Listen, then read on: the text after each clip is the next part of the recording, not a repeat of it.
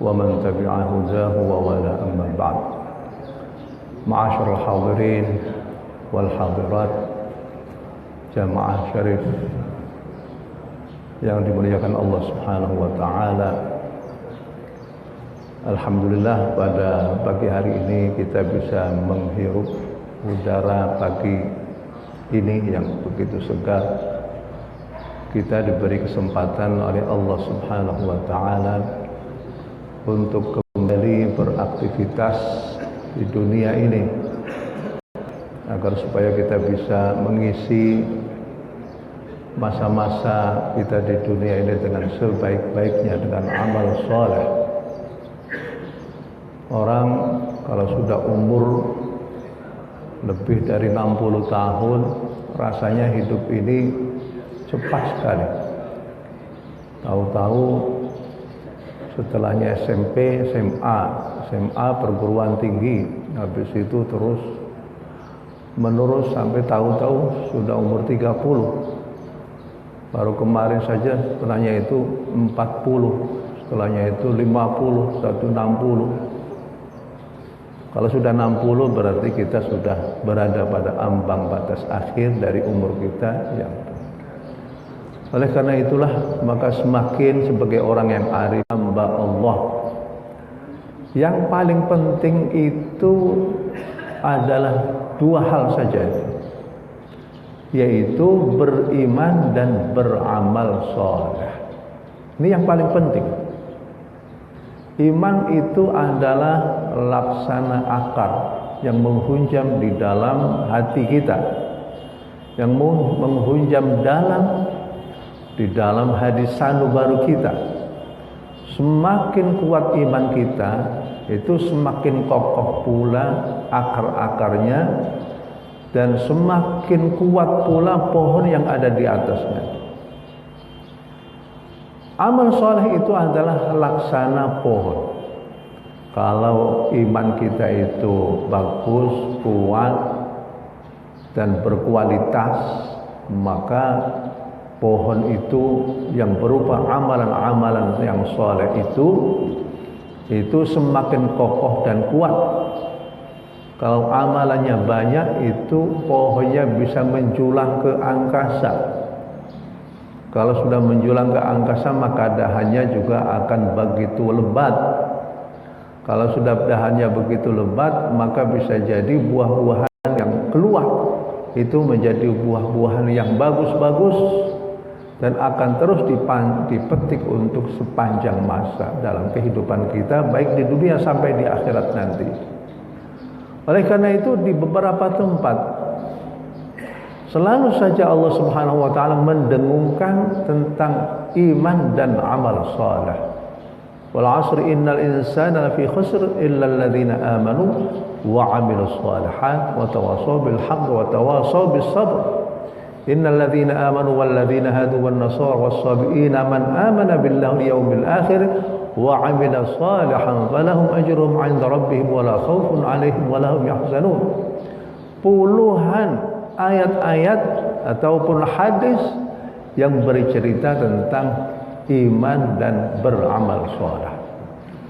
Jadi iman dan amal soleh itu secara keseluruhan adalah merupakan tulang punggung dari pengabdian seseorang kepada Allah Subhanahu wa taala di dunia ini. Hasilnya apa? Buahnya itu apa? Buah yang kita dapatkan pada waktu kita di dunia berupa ketenangan hati, berupa kedamaian hati, begitu juga yang lain-lain penghormatan kepada mereka yang beriman dan beramal saleh. Kalau seandainya di sorga sudah tentu buahnya adalah sorga nanti yang dijanjikan oleh Allah Subhanahu wa taala kepada mereka yang beriman dan beramal saleh. Iman kepada Allah Subhanahu wa taala sudah tentu harus iman yang benar-benar kokoh dan kuat dan betul-betul diyakini dari hati yang paling dalam dengan keikhlasan yang penuh. Amal soleh laku pohon daripada keimanan itu haruslah betul-betul didasarkan atas keikhlasan di dalam pengabdian kepada Allah Subhanahu wa taala dan dilaksanakan sesuai dengan standar syariah Islamiyah. Ini yang paling pokok di dalam al-iman dan amal soleh.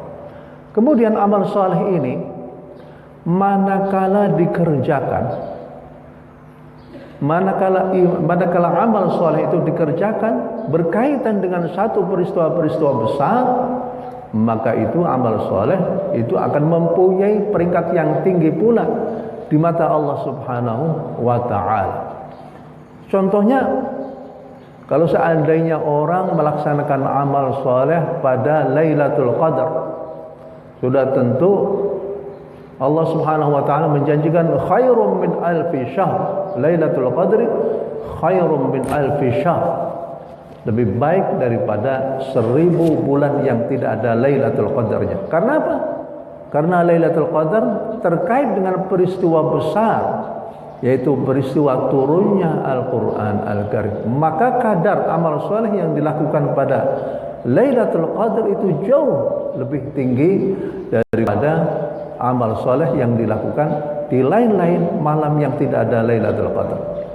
Lah berkaitan dengan hal inilah kita bisa memahami kalau Nabi Muhammad SAW berujar atau bersabda, "Ma min ayyamin al-'amalu salihu fiha khairun min hadhihi al-ayyam."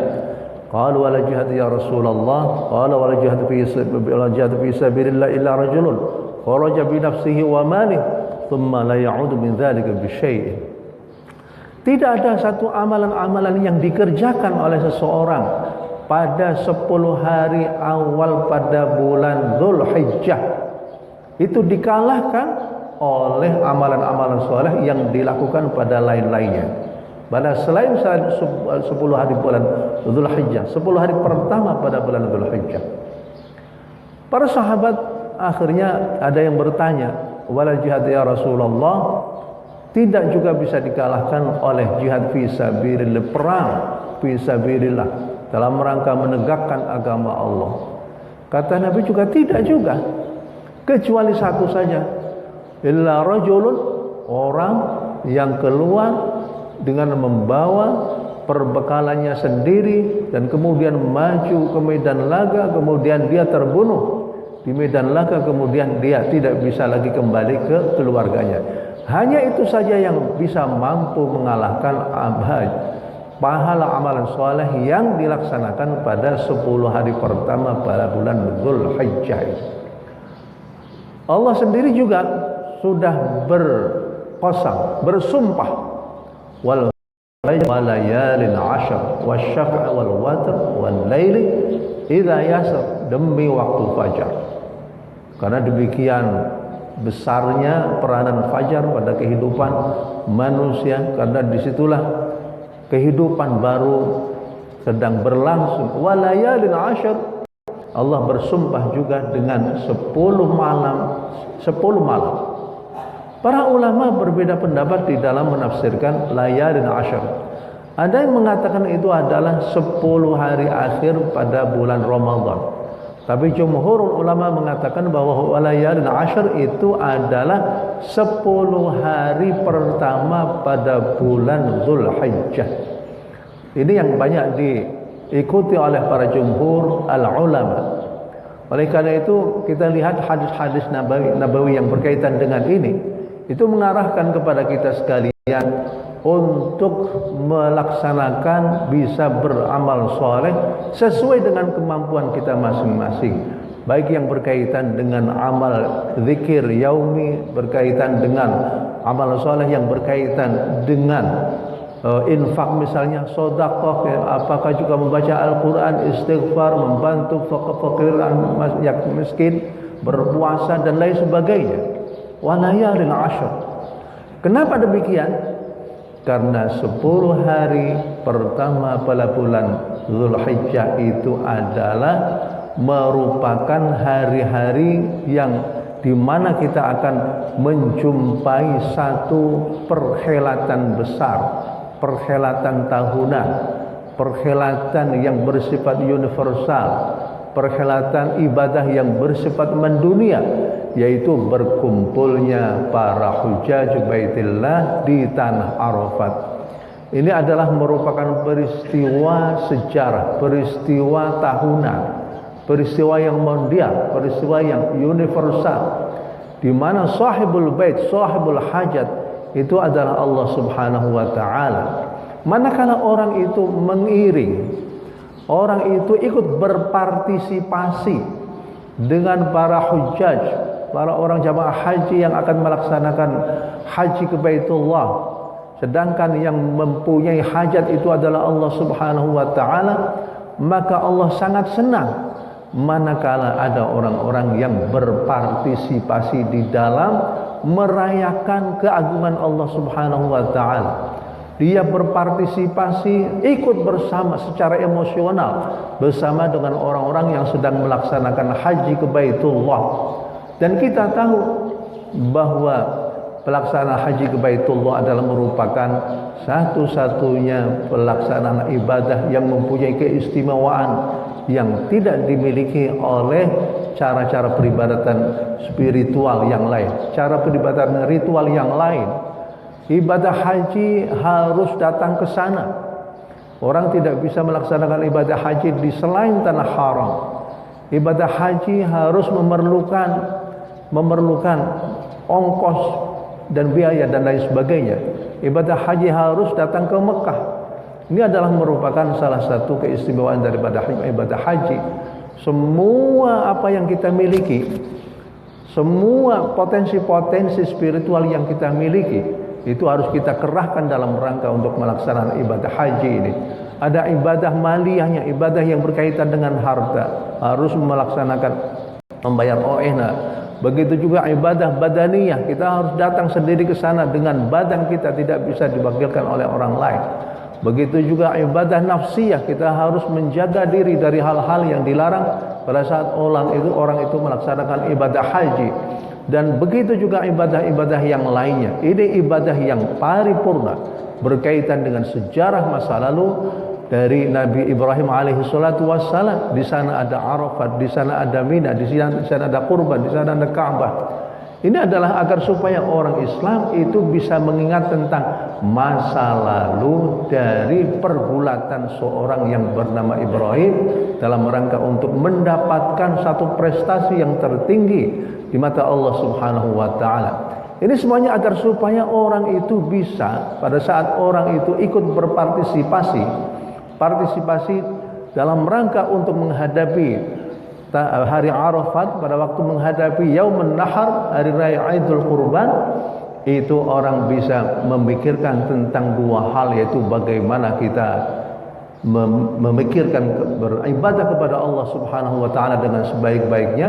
Kemudian yang kedua adalah berpikir tentang satu orang besar yang bernama Nabi Ibrahim, peletak dasar-dasar syariat, ya, peletak dasar-dasar ketauhidan. Setelahnya masa Nabi Nuh, semuanya habis semua, kemudian muncul generasi baru Nabi Ibrahim alaihi salatu wassalam. Disitulah Nabi Ibrahim meletakkan dasar-dasar ketauhidan di tanah Mekah ini. Maka dengan demikian, orang yang melaksanakan ibadah pada 10 hari pertama bulan Dzulhijjah ini mendapatkan satu keistimewaan yang luar biasa dari Allah Subhanahu wa taala. Kalau seandainya orang-orang yang melaksanakan ibadah haji mereka mendapatkan haji mabrur, mendapatkan prestasi yang demikian besar, penghargaan dari Allah Subhanahu wa taala. Al-hajjul mabrur laisa lahu jazaa'un illa al-jannah.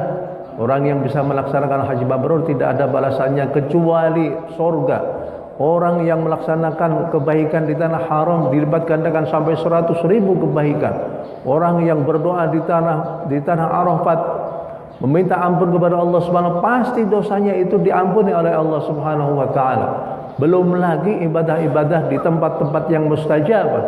Betapa berhamburannya pahala yang diberikan oleh Allah Subhanahu wa taala kepada para hujjaj Baitillah.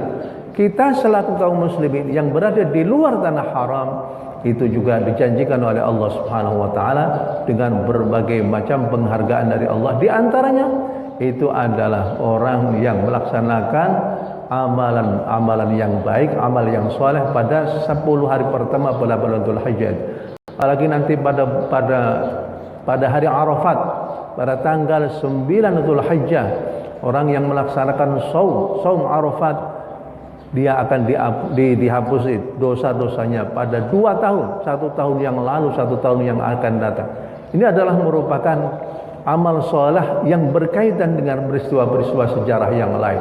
Begitu juga amal soleh yang dilakukan pada waktu bulan Asyura.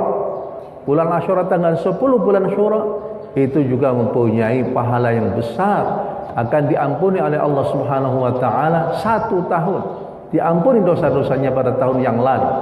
Jadi dengan demikian orang yang cerdas itu adalah orang yang selalu menghayati ibadahnya, menghayati juga peristiwa-peristiwa sejarah yang terjadi pada masa lalu. Sehingga dengan demikian kita beribadah dengan secara cerdas. Kenapa kita ibadah pada hari itu? Dan ada apa pada hari itu? Apa pelajaran-pelajaran yang bisa kita ambil pada hari itu? Dan bagaimana kita bisa merefleksikan nilai-nilai, norma-norma yang ada pada peristiwa-peristiwa sejarah itu, sehingga dengan demikian kita beribadah berkaitan dengan satu sejarah masa lampau, dan kita tahu apa kegunaannya dalam kehidupan kita. Dan orang yang cerdas itu adalah orang yang selalu memikirkan peribadatannya disertai dengan selalu menghayati peristiwa-peristiwa sejarah masa lalu, dan bisa kita refleksikan pada kehidupan kita masa sekarang ini. Para hadirin hadirat sekalian, banyak sekali ibadah, amalan-amalan yang bisa kita laksanakan pada 10 hari ini. Di antaranya adalah kurban. Orang yang berkorban, maka rambut daripada hewan yang berkorban itu akan menjadi bercahaya. Setiap tetes darah yang mengalir dari hewan kurban akan menjadi saksi pada hari kiamat. Sudah tentu ini adalah merupakan amalan yang demikian baik, amalan yang demikian soleh, dan ada amalan ritual, ada ibadah sosial juga.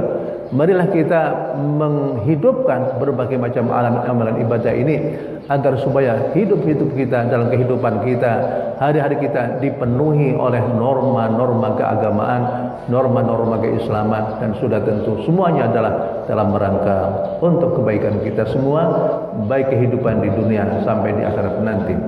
Bismillahirrahmanirrahim. Alhamdulillahirabbil alamin. Hamdan yuwafi ni'amahu wa yukafi mazidah. Rabbana lakal hamdu wa lakal syukru. Wallahu Allahumma ij'alna minas salihin waj'alna min ibadikas sabirin waj'alna min ibadikasy syaririn. Ya Allah, jadikanlah kami menjadi hamba-hamba-Mu yang saleh-saleh. Ya Allah, jadikanlah kami menjadi hamba-hamba-Mu yang penuh dengan kesyukuran. Ya Allah, jadikanlah kami menjadi hamba-hamba-Mu yang penuh dengan kesabaran. Ya Allah, jadikanlah kami menjadi orang-orang yang selalu berikhlas dalam beribadah kepada-Mu. Ya Allah, Allah waj'al khairu a'marina awakhiraha wa khairu a'marina khawatimaha wa khairu ayyamina ayyama nalqaka fiha. Ya Allah, jadikanlah umur terakhir kami adalah umur yang paling baik. Ya Allah, jadikanlah amalan kami yang terakhir adalah amalan yang baik.